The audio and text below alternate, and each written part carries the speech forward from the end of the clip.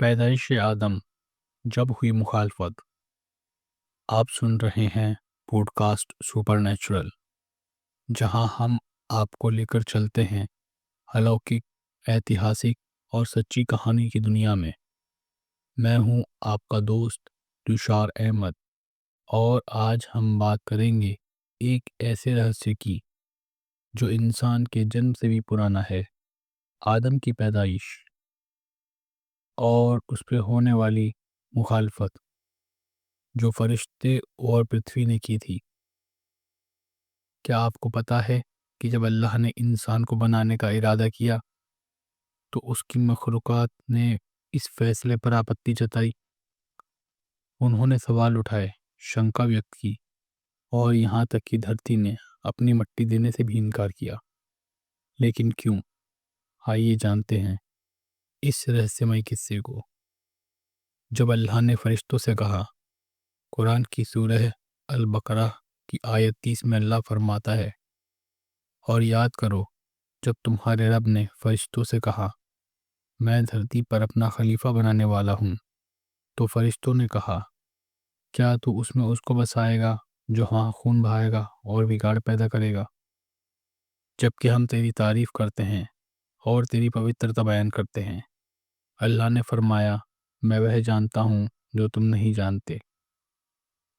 فرشتوں کی چنتا یہ تھی کہ انسان زمین پر اراجکتا پھیلائے گا، لڑائیاں کرے گا، خون بہائے گا، اور من میں یہ سوال اٹھا کہ جب فرشتے پہلے سے ہی اللہ کی عبادت کر رہے ہیں تو پھر ایک نئی مخلوق کی کیا ضرورت ہے؟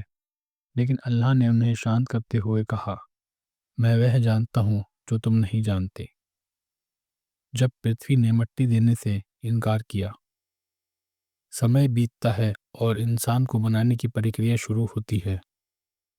اللہ اپنے ایک وشیش فرشتے اسرائیل کو حکم دیتے ہیں کہ جاؤ زمین سے مٹی لے کر آؤ جس سے انسان کی کایا بنائی جائے گی۔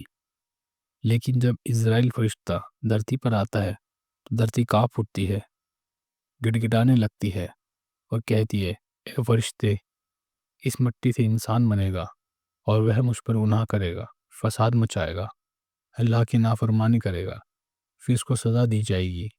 میں انسان کے لیے مٹی نہیں دوں گی۔ دھرتی کی اس ونتی کو سن کر اسرائیل ٹھہرتے نہیں، کیونکہ انہیں تو اللہ کا حکم پورا کرنا تھا۔ وہ مٹی لے کر لوٹتے ہیں اور اس مٹی سے حضرت آدم کا پہلا روپ تیار کیا جاتا ہے جنت میں۔